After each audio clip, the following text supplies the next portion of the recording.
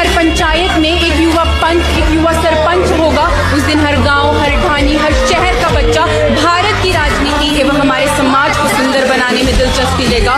हकीकत को कहना बगावत नहीं है, मगर मानवता के दुश्मनों को सुनने की आफत नहीं है। हमें भी जरा धूप में बैठने दो, ये सूरज किसी की अमानत नहीं है। और अगर झील में फेंका होगा पत्थर तो लहरों का उठना शरारत नहीं है। आजादी आजादी है, सबकी रहेगी, किसी के बाप की ये विरासत नहीं है, किसी के बाप की ये विरासत नहीं है।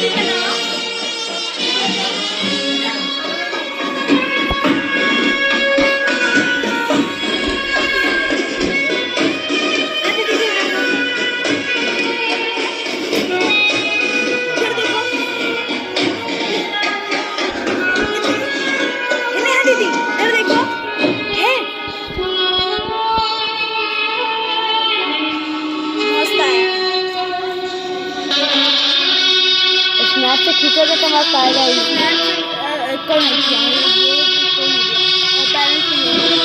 सर चिड़िया पे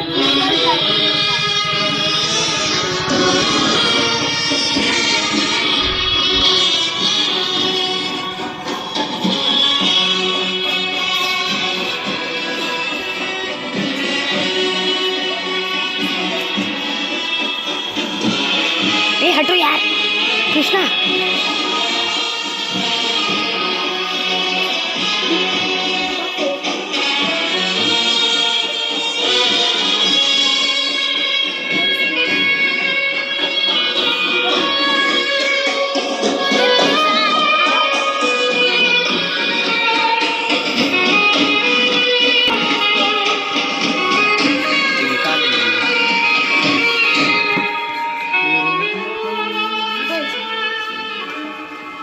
देखो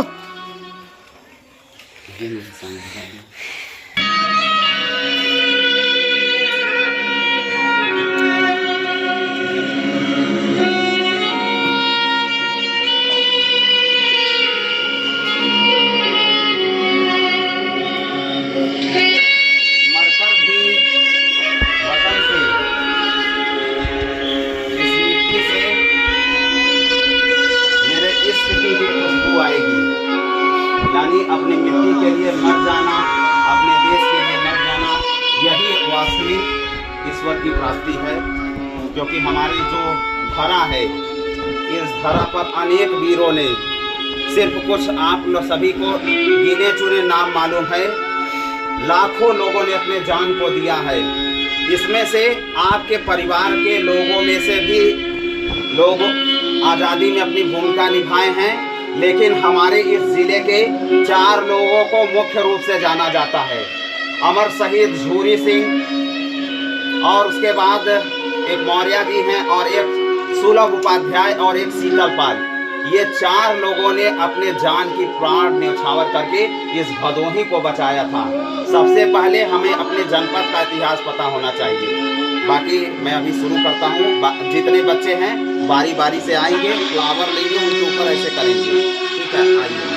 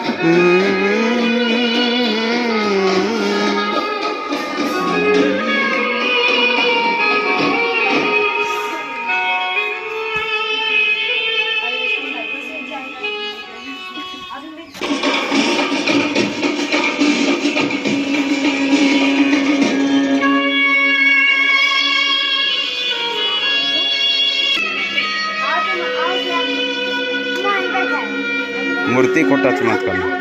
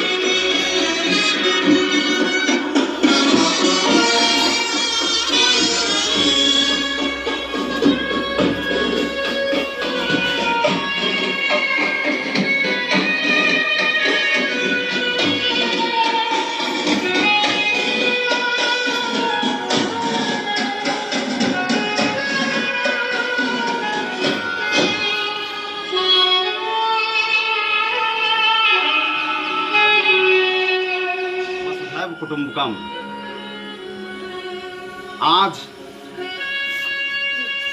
पूरा भारत यानी समस्त भारत में ओन न्यायसिंहवा यानी 79th इंडिपेंडेंस डे पूरा देश मना रहा है। स्वतंत्रता दिवस हमारे देश में एक सौहार्दपूर्ण वास्तविक आज़ादी हमारे देश की क्या रही। हमारा राष्ट्र, हमारा ये भारत राष्ट्र उत्तर में हिमालय और दक्षिण में महासागर तक फैला हुआ है। आज जो मैं बात करूंगा, इस देश में हमारी वास्तविक आज़ादी क्या रही है। देश की जो लोगों ने, वीर स्वतंत्रता सेनानियों ने अपने लहू, अपने प्राणों का न्यौछावर कर करके निस्वार्थ रूप से राष्ट्र प्रथम हेतु वसुधैव कुटुंबकम की भावना के साथ अपना पूरा का पूरा जीवन इस पूरे विश्व के लिए न्यौछावर कर दिया। राष्ट्र प्रथम की भावना पर हम बात करते हैं। सबसे पहले क्या है राष्ट्र प्रथम की भावना। हमारे भारत की वास्तविक आज़ादी क्या होनी चाहिए। चंद्रशेखर आज़ाद जी का नाम आपने सुना है।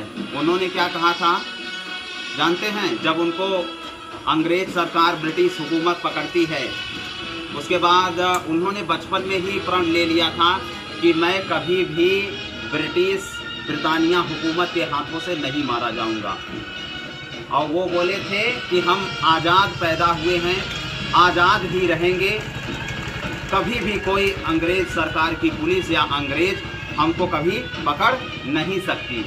और उन्होंने खुद देहावसान जो उनका हुआ था, अमर शहीद हो गए, देश के लिए वीर गति को प्राप्त हुए। उन्होंने खुद की अपनी गोलियों से मार कर करके अपनी मृत्यु के लिए, इस देश के लिए शहीद हो गए। जानते हैं उन्हें मारने का प्लान कौन बनवाया था? अपने देश के ही लोग। चंद्रशेखर आज़ाद जब अल्फ्रेड पार्क में गए, वहां पर मुखबिरी करने वाला एक हिंदुस्तानी ही था।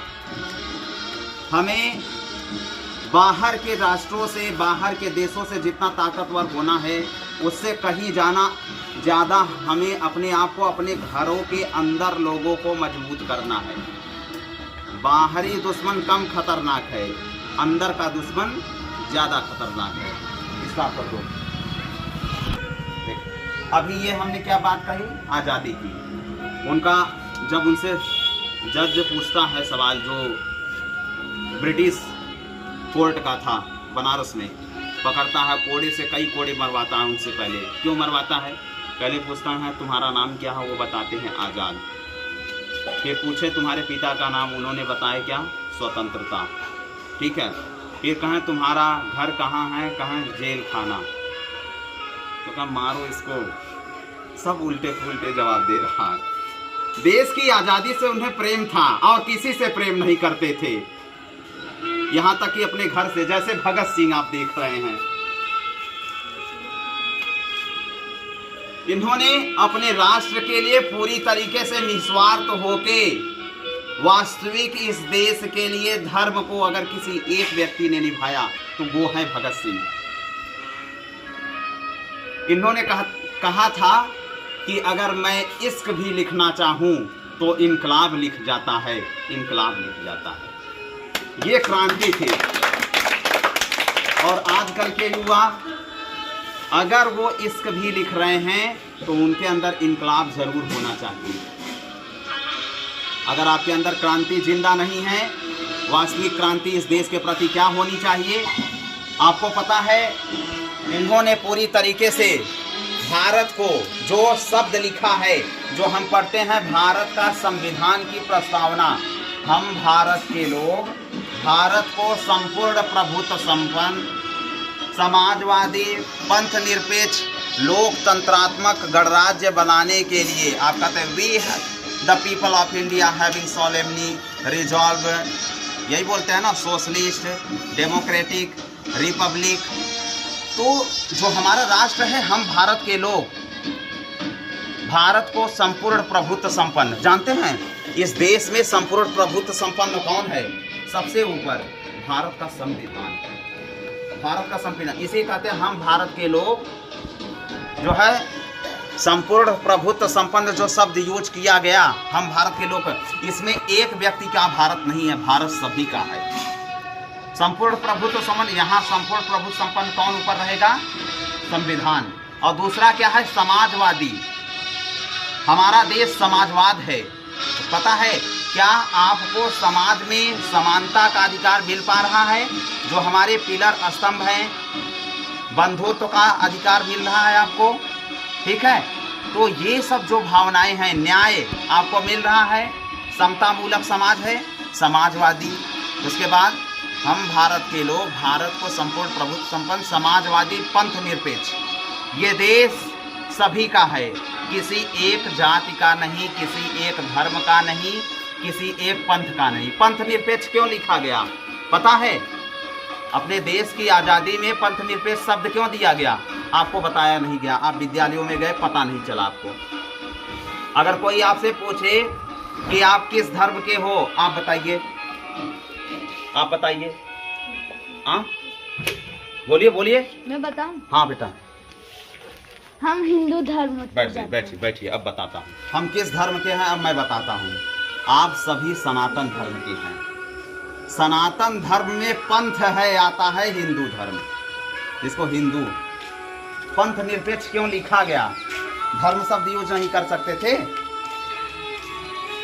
हम भारत के लोग भारत को संपूर्ण प्रभुत्व संपन्न समाजवादी पंथ निरपेक्ष। पंथ निरपेक्ष इसलिए लिखा गया क्योंकि हमारा राष्ट्र क्या था, कई पंथ रहते हैं, जैसे हिंदू, मुस्लिम, सिख, ईसाई, पारसी, जैन, विभिन्न प्रकार के पंथ भारत में हैं। ये पंथ हैं, क्या है? पंथ है। तो हमारा धर्म क्या है? सनातन धर्म। सनातन धर्म की भावना इस विश्व में वसुधैव कुटुंबकम की रही है, यानी हाँ, अर्थ इज वन फैमिली, पूरा विश्व ही परिवार है। क्या है? पूरा विश्व ही परिवार है। वसुधैव कुटुंबकम का अर्थ यही है। मैं बोलता हूँ हर जगह, कहता भी हूँ लोगों से, क्या बोलता हूँ स्टार्ट में, अयम निजः परोवेति गणनाम लघुचेतसाम उदार चरिता नाम तु वसुधैव कुटुंबकम। जो उच्च चरित्र के लोग व्यक्तित्व होते हैं वो सबसे अलग होते हैं। जैसे ये हमारे देश के महान व्यक्तित्व, हमारे देश की जो वास्तविक आज़ादी रही, उस वास्तविक आज़ादी को किसने दिलाया था पता है क्या आप सभी को? नेताजी सुभाष चंद्र बोस ने। ये प्रमाण है। भारत की आज़ादी को किसने मुख्य रूप से दिलाया? ये मैं एक पुस्तक का वीडियो है मेरा, आप उसमें जाकर उसको देख सकते हो। जिस किताब की फोटो आपने देखी थी ना, उसी से द्वारा लिखे गए। क्या कहते हैं वो? Our country is not loser, our country is very powerful. हमारा देश बहुत ताकतवर है, किसी के सामने झुका नहीं आज तक। और हमेशा की बात रही है, विश्वगुरु भी रहा है। विश्वगुरु आज भी बन जाए हमारा राष्ट्र, अगर हम अपनी आज़ादी का सही तरीके से प्रयोग करें और लोकतंत्रात्मक गणराज्य बनाने के लिए, जो मैंने बात कर रहा था, ये पंथ निरपेक्ष हो गया। लोकतंत्रात्मक गणराज्य का मतलब लोकतंत्र जान रहे हैं आप क्या है? हम किस में हैं? हम लोकतंत्र में हैं, यानी जहां लोगों के द्वारा व्यक्ति को चुन कर करके लाया जाए।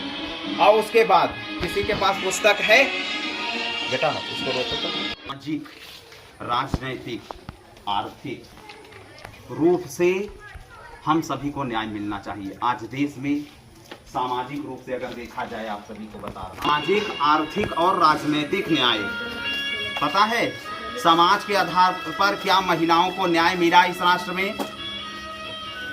मिला था। कब? अभी आपको बता रहा हूँ। पहले महिलाओं, उनके जो हस्बैंड हो जाते थे, पति मर जाते थे, उनको ऐसे जिंदा जला देते थे। सती प्रथा। राजा राम मोहन राय, महान ब्राह्मण, जिन्होंने अपने घर की जब बहू को, अपने घर की बेटी को जलते हुए देखा, तब उन्होंने ठान लिया कि मैं सती प्रथा का अंत करा करके रहूँगा। वहाँ महिलाओं को आज़ादी मिली। जब महिलाओं को बाल विवाह होकर लोग कर देते थे, वहाँ विरोध हुआ। ईश्वर चंद्र विद्यासागर आए। ईश्वर चंद्र विद्यासागर ने क्या किया? उन्होंने खुद अपने बेटे की शादी एक विधवा महिला से करा दिया। पहले विधवा विवाह नहीं होता था, सती प्रथा महिला को जला करके मार दिया जाता था। तो सामाजिक स्तर पर हर महिला को न्याय मिलना चाहिए, अगर पुरुषों को न्याय मिल रहा है। क्योंकि घर में बेटी जन्म ली, मोह ही नहीं पूरी गया, और लड़का पैदा भर, ढोल नगाड़ा ताशा थरिया कुल बजाता है कि नहीं? बोलो ना, तुम लोग क्यों नहीं बोल रहे हो कि लड़कियों का ही अधिकार छीन करके खा जाओगे? ऐसा तो है नहीं, उन लोग को मत बनाओ।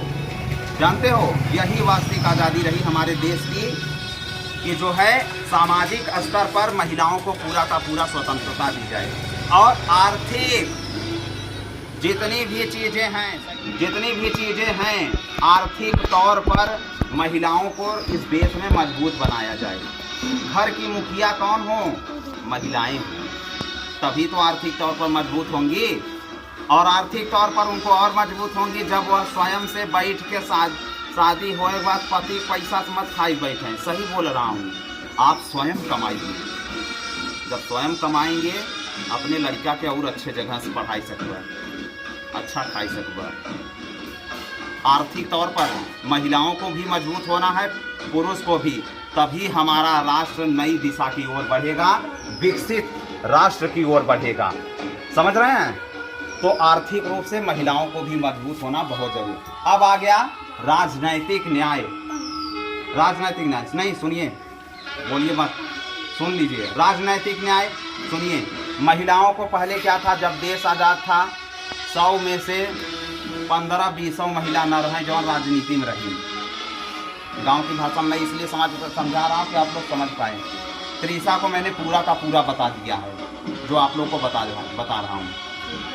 राजनैतिक न्याय पहले 15% ही 20% ही महिलाओं को दिया जाता था। अब महिलाएं जब लड़ी, आगे आ करके प्रदर्शन की, अपने अधिकारों के लिए मांग की। राजनैतिक न्याय क्या है? महिलाओं को राजनैतिक न्याय चाहिए था, यानी उन्हें 100 में से अब 35 सीट दी जाने लगी। जब महिलाएं लड़ी तब वो भी लड़ी ना। नहीं लड़ोगे, आज एक चीज़ जान लेना, कोई भी कुर्सी नहीं देगा। अभी बताता हूँ आगे। नहीं लड़ोगे, नहीं छीनोगे, कुछ भी नहीं मिलेगा। पता है कि नहीं?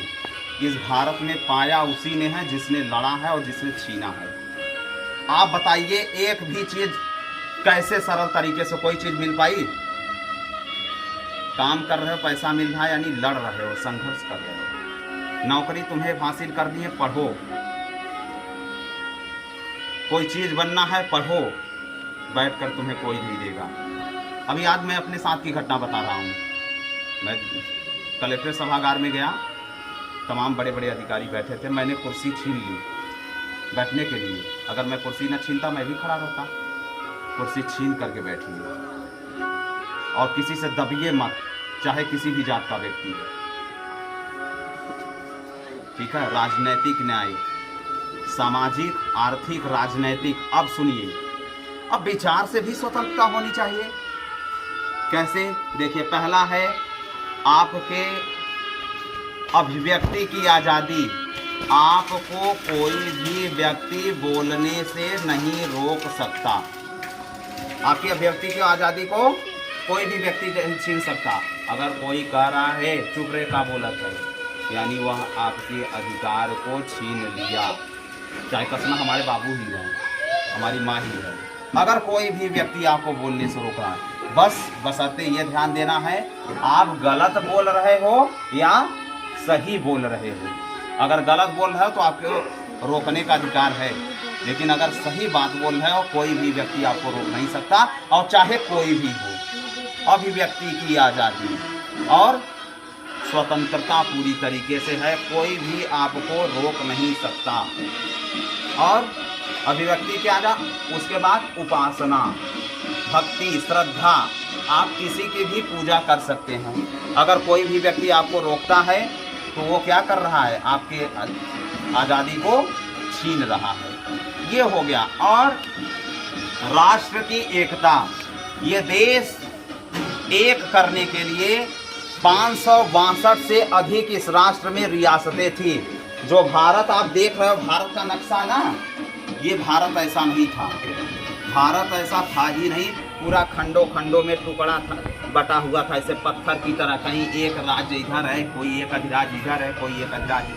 राष्ट्र तो बहुत बड़ा था, लेकिन आज भी जैसे लोग हैं समाज में तोड़ने का काम, विखंडित करने का काम करते रहते हैं लगातार ना। उसी तरीके से विखंडित करने की रीजन की वजह से 562 रियासतों को एकीकरण एक व्यक्ति ने कराया, तो सरदार वल्लभ भाई पटेल ने कराया। सरदार वल्लभ भाई पटेल के लिए तेजी से ताली बजाइए। उन्होंने अपने इस देश के लिए, सरदार वल्लभ भाई पटेल, चाहे वह जोधपुर की बात हो, हैदराबाद रियासत हो, जम्मू कश्मीर रियासत हो, जब ये लोग शामिल नहीं, उनको डांट करके उन्होंने शामिल कराया था। दूसरा, आप सभी आज़ादी के एक दिन पहले जानते हैं, जो हम सभी ने 14 अगस्त को इस राष्ट्र के दर्द को महसूस किया था, जिसे हम कैसे मनाते हैं, राष्ट्रीय विभाजन विभीषिका स्मृति दिवस। वैमनस्य का दर्द, धर्म का दर्द, लोगों ने क्या किया, हिंदू और मुस्लिम के आधार पर इस राष्ट्र को बांट दिया। किसने बांटा? अखिल भारतीय मुस्लिम संघ के अखिल भारतीय मुस्लिम संघ के मोहम्मद अली जिन्ना ने हमारे देश को बांट दिया।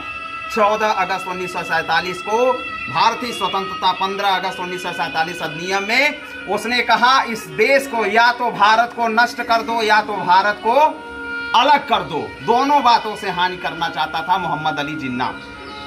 क्या बोला? भारत को या तो नष्ट कर दो या भारत को अलग कर दो। लेकिन ये सबसे बड़ी गलती थी मोहम्मद अली जिन्ना की।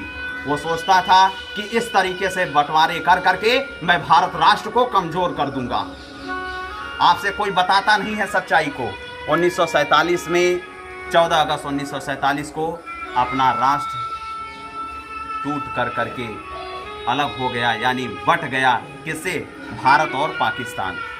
उसी का दर्द जस्ट सेम बाद में जो पूर्वी पाकिस्तान था, बीच में भारत, एक तरफ पाकिस्तान, दूसरा एक तरफ बांग्लादेश। 1971 में बांग्लादेश का भी दर्द हमको सहना पड़ा। नहीं तो पाकिस्तान, बलूचिस्तान, ये जो पूरा एरिया देख रहे हो, इधर पूरा म्यांमार, बर्मा, ये सब भारत पूरा का पूरा सब अपना एरिया था। और विश्व में रिकॉर्ड रहा है, सारे राष्ट्रों ने दूसरे देशों को हड़पा है, लेकिन हमने आज तक किसी राष्ट्र को भी हड़पा नहीं। बाकी सारे राष्ट्रों ने दूसरे देशों को हड़पा। जानते हैं, ये है देशों की और राष्ट्र की एकता। और मैंने बताया एकता की बात उन्होंने की, अखंडता। इस राष्ट्र को कभी तोड़ा नहीं जा सकता, इस राष्ट्र को कभी अलग नहीं किया जा सकता। तो आप सभी अपने जीवन में आज ये प्रण लीजिए कि राष्ट्र प्रथम की सच्चाई के साथ अपने राष्ट्र को बिल्कुल ऊंचाइयों पर लेकर के जाएंगे। देश के प्रकृति, नेचर को बचाएंगे। क्या बताएंगे? नेचर को। और चेतना विकसित करेंगे। चेतना विकसित करने के साथ साथ राष्ट्र प्रथम की भावना के साथ साथ शिक्षा का विकास करेंगे, देशभक्ति का विकास करेंगे और उसके बाद जलवायु परिवर्तन से पृथ्वी को बचाएंगे। आपको कई चीज़ों से इस राष्ट्र को बचाना है। इस राष्ट्र को बचाते बचाते वास्तव में पूरी तरीके से निस्वार्थ रूप से सकारात्मक तौर पर इस देश के लिए अपने जीवन को कुर्बान कर देना है। जरा सा भी स्वार्थी भावना से राष्ट्र को समर्पित मत करिए। मैं आपसे बता रहा हूँ, मैं खुद जानता हूँ। आज मैं जहाँ गया था, बहुत शर्म की बात है और मैं ये खुले तौर पे कह रहा हूँ, खुद मैं जिलाधिकारी कार्यालय सभागार में मना के आया। बताइए, इस देश की आज़ादी के लिए वीरों ने अपनी जान दे दी, लेकिन वहाँ पता है स्वतंत्रता दिवस की शुरुआत जो है भारत के राष्ट्रीय गीत से नहीं किया गया, धर्म गीत बजा के कर रहे थे। वहाँ अगर मैं बीच में बोलता तो सबको बुरा लग जाता, हो सकता मुझे गिरफ्तार करके जेल में भी डाल देते। मैंने बोला नहीं, क्योंकि वहाँ मेरा कोई सपोर्ट करने वाला नहीं था। जानते हैं, मुझे बहुत शर्म लगी और कोई भी व्यक्ति ये नहीं समझा। जितने बैठे थे, कोई भी व्यक्ति, खुद जिला अधिकारी, इस जिले के जिला अधिकारी भी वहीं बैठे थे, शैलेश कुमार, और इस जिले के जो है एसपी साहब अभिमन्यु मांगलिक जी भी वहीं बैठे थे, और ASP assistant superintendent of police Shubham Agarwal ji भी बैठे थे। देश की आज़ादी का पर्व और आप जो है देशभक्ति गीत से शुरुआत होना चाहिए, धर्म का गीत से शुरुआत हो रहा है कि नहीं? इस देश के लिए दर्द है कि नहीं है? मैं कह सकता था वहाँ, लेकिन लोगों को बुरा लग जाता मेरी बात। देश की आज़ादी का पर्व हमेशा जो है भारत के देश की आज़ादी का पर्व की शुरुआत भारत के ऐसे संगीत से हो जो पूरी तरीके से राष्ट्र के लिए न्यौछावर कर दे अपने आप को, ना कि ऐसा संगीत हो जो किसी धर्म के आधार पर। जहाँ धर्म की बात है वहाँ धर्म अपना काम आएगा, लेकिन एक चीज़ जान लीजिए, देश की आज़ादी के लिए सबसे बड़ा कार्य यही है कि हमारे देश का गान जो कब से कहाँ से शुरू होना चाहिए। देश की आज़ादी के लिए राष्ट्र प्रथम की भावना, और आप सभी लोग लगातार यूं ही प्रगति करते हुए इस देश के लिए लगातार आगे बढ़ेंगे और खूब प्रगति करेंगे। कैमरा सीधा करो, तिरछा है बेटा। तो लगातार प्रगति करते हुए खूब आगे बढ़ेंगे, और आज़ादी का वास्तविक अर्थ आज आप सभी को बता दे रहा हूँ। स्वतंत्र रूप से जीना ही आज़ादी है, और चेतना को जिंदा करना ही आज़ादी है। किसी के सामने न झुकना ही आज़ादी है। राष्ट्र के लिए राष्ट्र प्रथम की भावना से काम करना ही आज़ादी है। वसुधैव कुटुंबकम की भावना से काम करना ही आज़ादी है।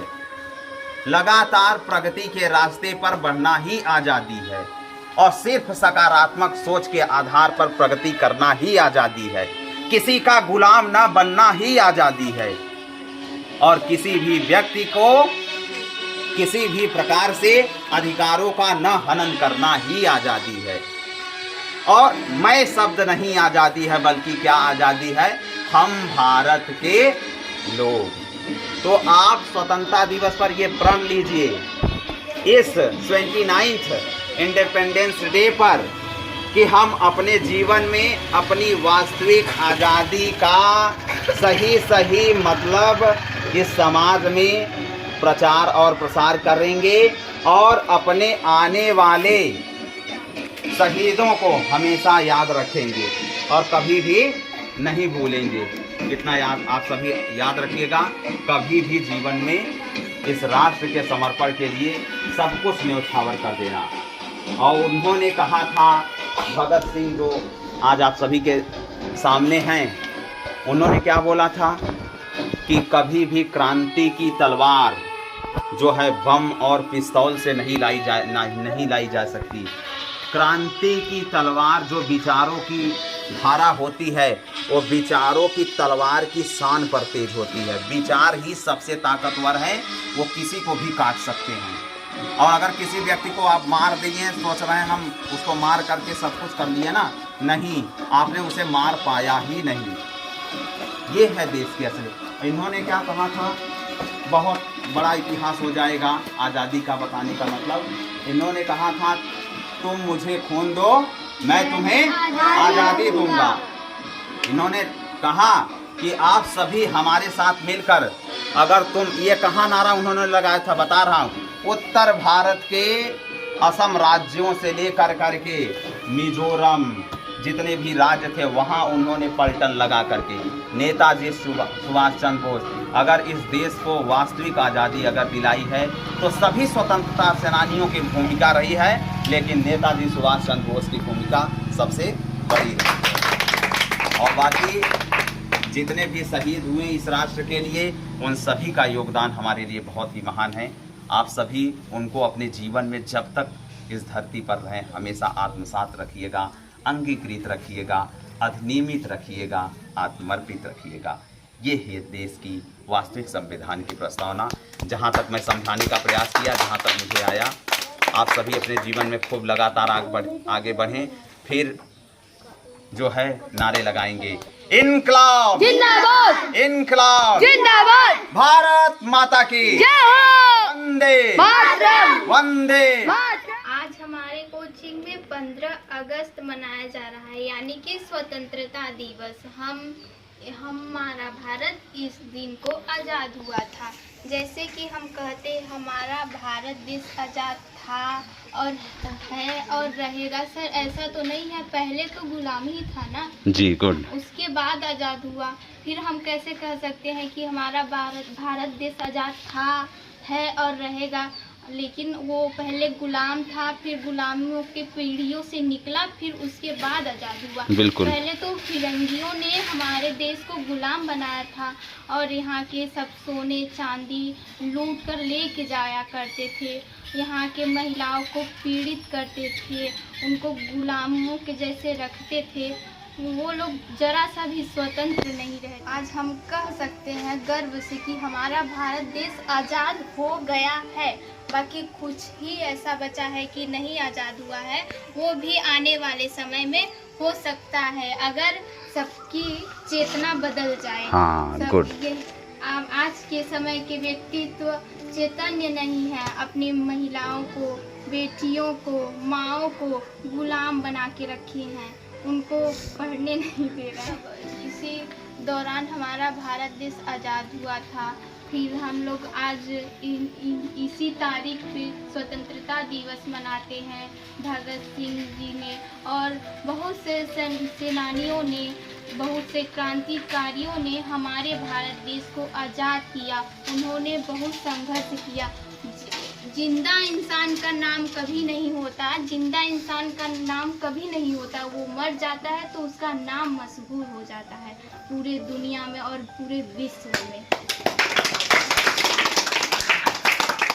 जानते हैं कि आज स्वतंत्रता दिवस है। आप लोग को ये भी पता होगा कि स्वतंत्रता दिवस क्यों मनाया जाता है। बहुत लोग को नहीं पता होगा कि स्वतंत्रता दिवस क्यों मनाया जाता है। 15 अगस्त 1947 में हमारा देश आज़ाद हुआ था, पर आज भी हमारा भारत क्या गुलाम बैठा हुआ है? हाँ, ये हमारा देश गुलाम है। यहाँ की नारियाँ पहले गुलाम थी और सभी लोग गुलाम बना के रखते थे। और रानी लक्ष्मीबाई जैसी, कल्पना चावला जैसी, मदर टेरेसा जैसी ऐसे नारियाँ बने। वो नारियाँ थी जो हम लोग के आज़ादी के लिए लड़ जाती थी और हम अपने ही आज़ादी के लिए नहीं लड़ पाते हैं। वाह। क्या हम सबको भी स्वतंत्रता दिवस में कुछ भूमिका निभानी चाहिए? बस यही एक दिन होता है और 26 जनवरी क्या यही 2 दिन होते हैं जो झंडे फहराने का होता है? वाह, ताली बजाने सारे दिन वाह। होते हैं। बहुत लोग होते हैं जो खाली 26 जनवरी और 15 अगस्त, हम बड़े लोगों को भी देखे हैं जो खाली ये 2 दिन झंडा फहराते हैं। अगर आप ऐसा करते हैं तो अपने देश के प्रति आप भूमिका नहीं निभा रहे हैं। आपको बनना है तो यह भगत सिंह, सुभाष चंद्र बोस, इन लोग के लिए, इन लोग के जैसे बनिए। बाकी तो बहुत हैं, इनके जैसे बनेंगे तो जैसे ये लोग स्वतंत्रता संग्राम में बहुत ही अहम भूमिका निभाए थे, ऐसे ही हम लोग को किसी न किसी कार्य में आगे बढ़ना चाहिए। हम लोग को आज़ाद होना है, इस गुलामी से हटकर आज़ाद होना है। इन लोग के जैसे भगत सिंह आज़ाद थे, सारे महान व्यक्तित्व आज़ाद थे और आज़ाद ही रहेंगे और अमर ही रहेंगे। वाह। अगर आप अच्छा काम करते हैं तो आप हमेशा ही अमर रहेंगे। ग्रेट। जैसे कि हमारे जो स्वतंत्रता सेनानी थे, उन्होंने अपने महान कार्यों से, महान कोई अपने जन्म से नहीं बनता, अब सब अपने विचारों से बनते हैं। बहुत बेहतरीन, वेरी गुड, वेरी गुड। बहुत भगत सिंह के विचार अच्छे थे और सुभाष चंद्र बोस के विचार अच्छे थे। और मैं आप सभी के सामने अपने देश के प्रति एक राष्ट्रीय गीत प्रस्तुत करना चाहती हूँ। बिल्कुल बेटा।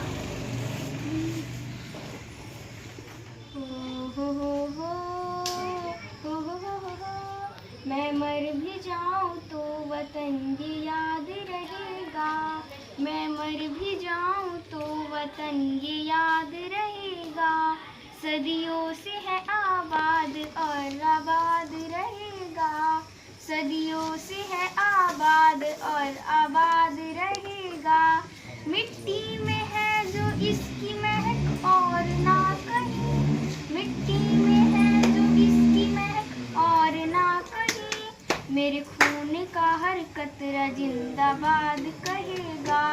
मेरे खून का हर कतरा जिंदाबाद कहेगा।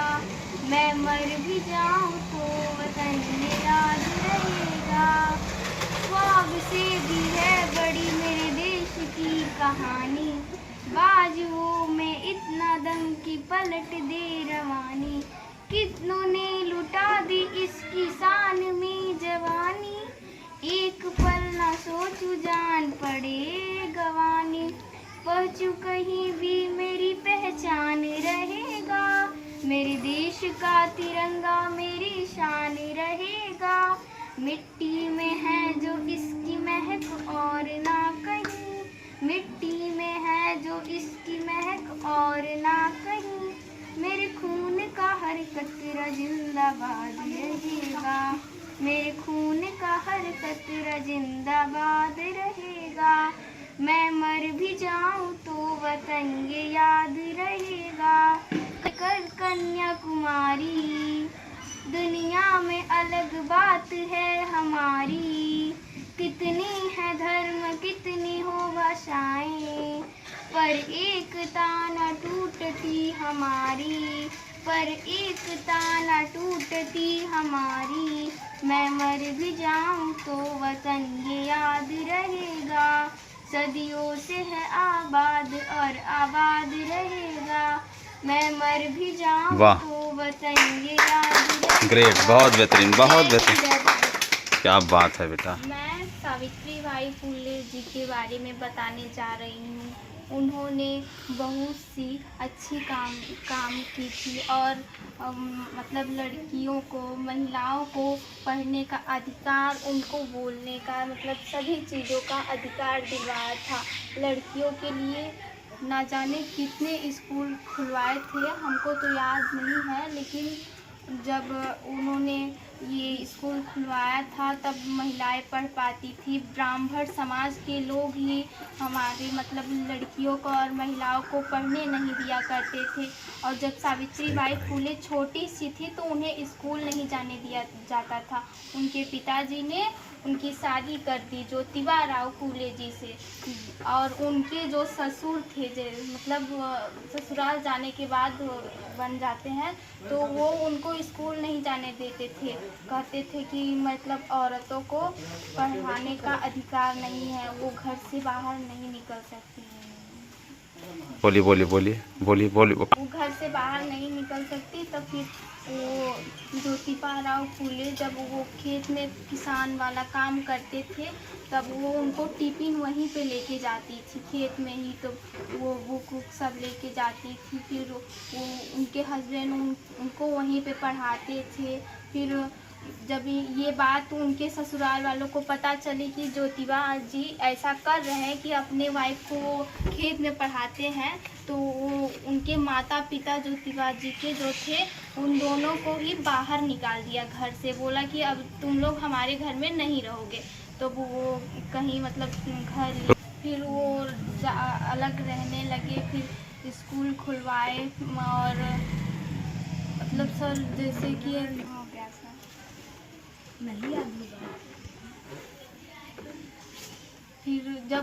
फिर उन्होंने स्कूल खोला। जब वो पढ़ाने जाती थी तो लोग उन्हें गोबर से मारते थे, ईंटा पत्थर से मारते थे, उनके शरीर पे हजारों चोटें लगती थी, फिर भी वो जरा सा भी दुखी नहीं होती थी।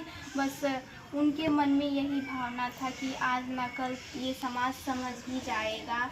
जो अब उसी के वजह से जो कि सावित्री बाई फुले और उनके हस्बैंड ज्योतिबा राव फुले जी की वजह से आज हम सभी लड़कियां पढ़ पा रहे हैं। डॉक्टर भीमराव अंबेडकर की वजह से हमें शिक्षा मिली, जो कि उनको ही देख के सब लोग जलते हैं, खास करके ब्राह्मण के लोग। और जातिवाद तो है ही नहीं, सभी मानव एक ही समान है, जात तो मानव ही बदला है।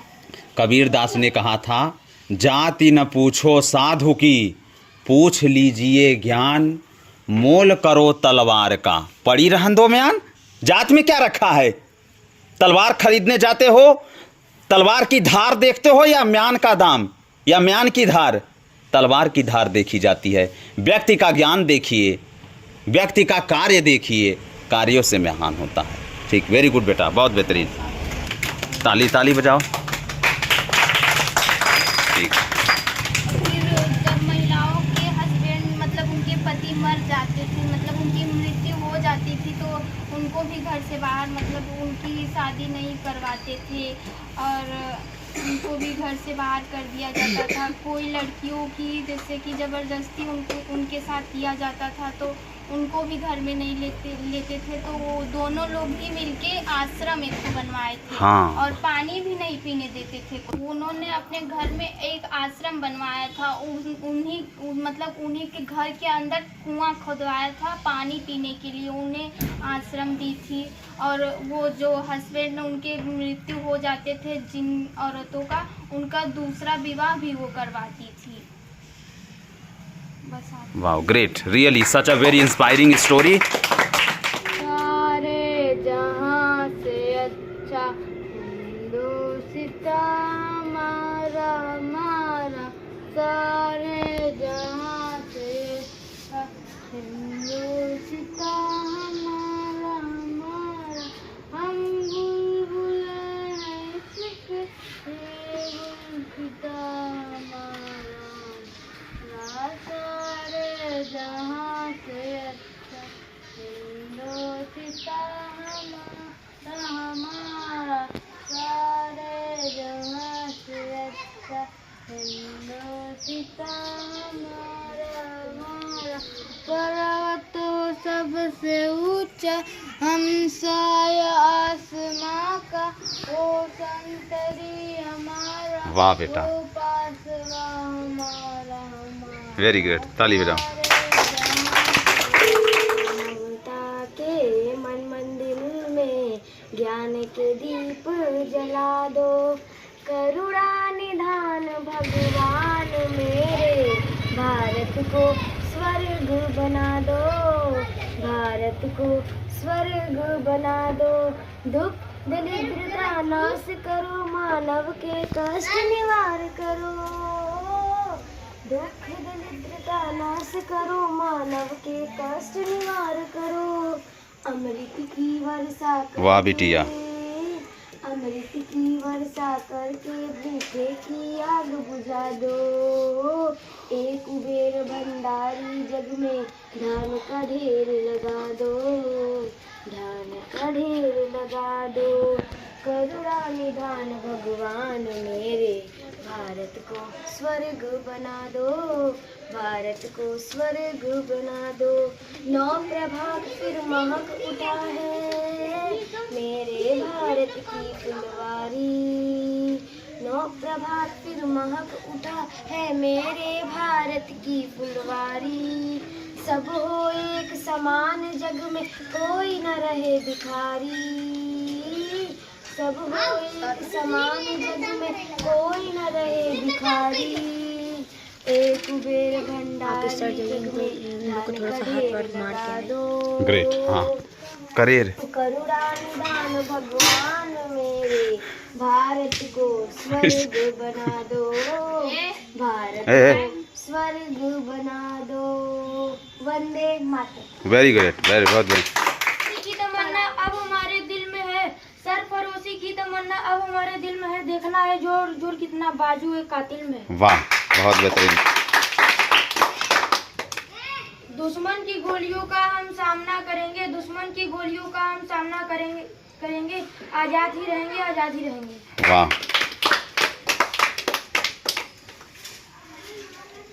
जब तक हम अपना 3 तरह से शुद्धिकरण नहीं करते तब तक हमारी स्थायी प्रगति नहीं हो सकती। हमें अपना आचरण सुधारना होगा, अपना बोलचाल का तरीका बदलना होगा और विचारों को दृढ़ता लानी होगी। गुड। मेरे संस्कार उस गरीब किसान परिवार के संस्कार हैं जो धूल और कीचड़ के बीच एक छप्पर नुमा झोपड़ी में रहा है। मैंने अपना बचपन उन किसानों के बीच बिताया है जो खेतों में नंगे बदन अपना पसीना बहाते हैं। वाह, ग्रेट ग्रेट, बहुत बेहतरीन।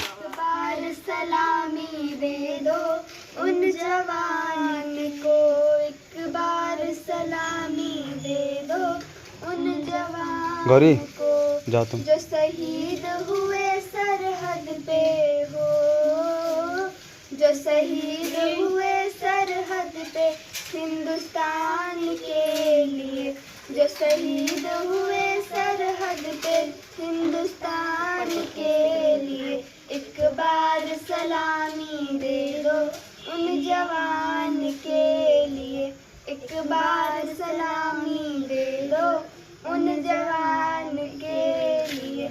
कितने माँ के गोद हुए सोने, कितने बहन के छिन गए भाई, कितने माँ के गोद हुए सोने, कितने बहन के छिन गए, कितने मांग के सिंदूर धुल गए, बच्चों ने बाप की चिता जलाई, जो पिता न लौटे सरहद से कन्यादान के लिए, जो पिता न लौटे सरहद से कन्यादान के लिए, एक बार सलामी दे दो उन जवान के लिए, एक बार सलामी दे दो उन जवान के लिए।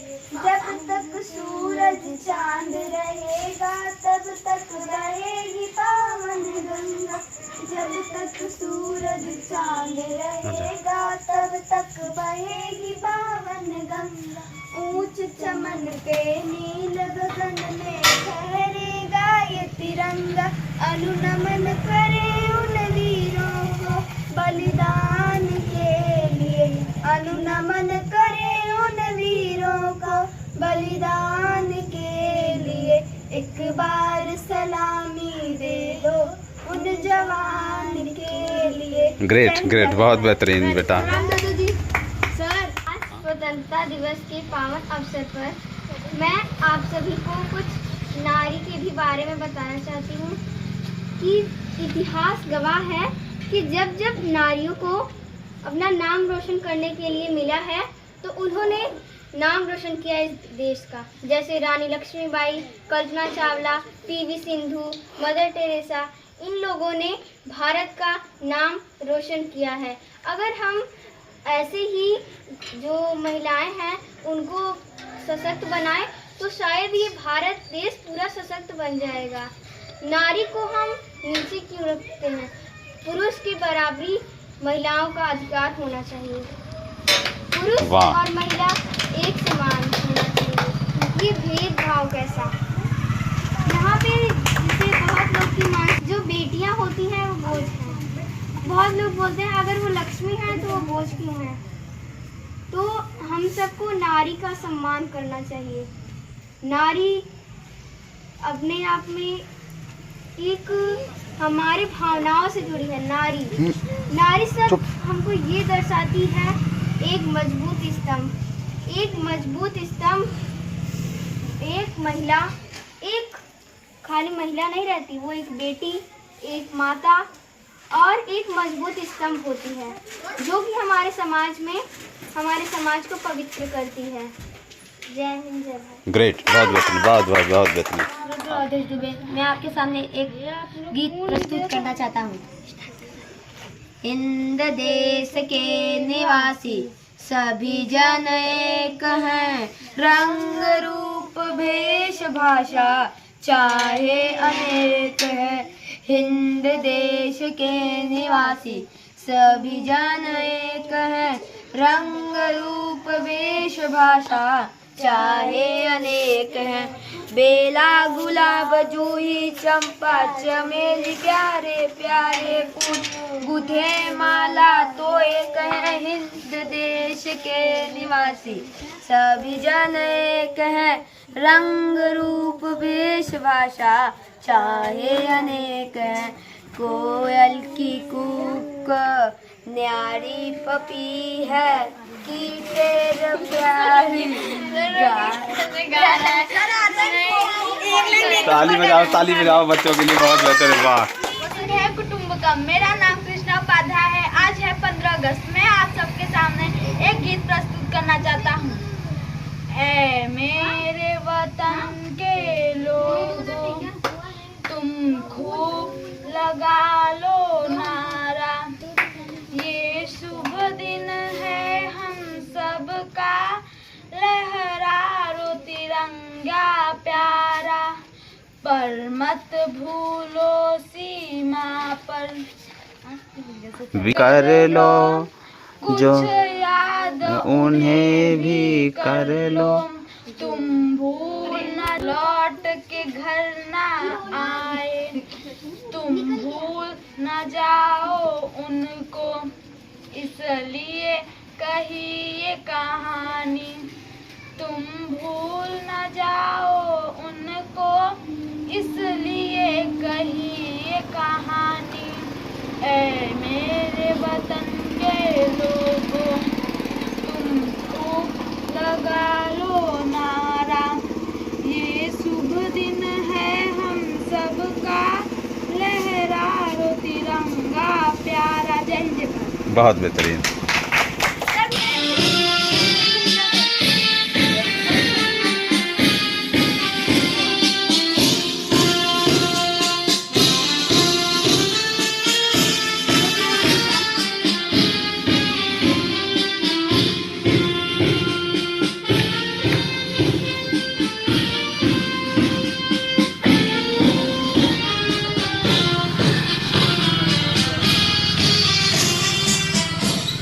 जमीनी स्तर की राजनीति में युवाओं को अवसर मिलेगा।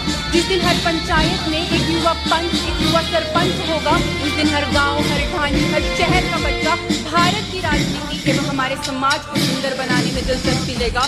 हकीकत को कहना बगावत नहीं है, मगर मानवता के दुश्मनों को सुनने की आफत नहीं है। हमें भी जरा धूप में बैठने दो, ये सूरज किसी की अमानत नहीं है।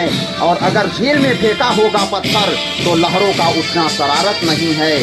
आज़ादी आज़ादी है, सबकी रहेगी, किसी के बाप की ये विरासत नहीं है, किसी के बाप की ये विरासत नहीं है।